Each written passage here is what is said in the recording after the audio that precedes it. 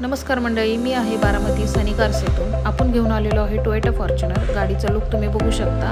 LED headlight आहे। गाडीचे all tyre new brand आहेत।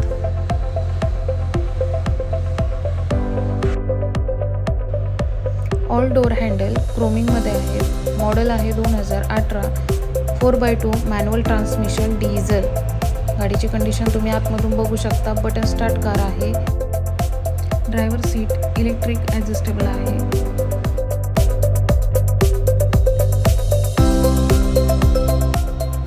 मिडल सीट तुम्ही बघू शकता, स्पेशियस आहे।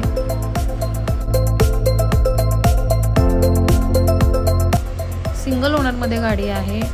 MH12 चॉईस नंबर आहे 0036 नंबर। गाडीची कंडिशन तुम्ही बघू शकता। ऑल शोरूम मेंटेन कार आहे।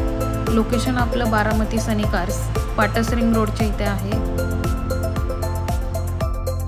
अधिक माहितीसाठी स्क्रीनवर दिलेल्या नंबरवरती कॉन्टॅक्ट करू शकता। आणि अशाच गाड्यांचे व्हिडिओ बघण्यासाठी आपल्या पेजला नक्कीच फॉलो करा।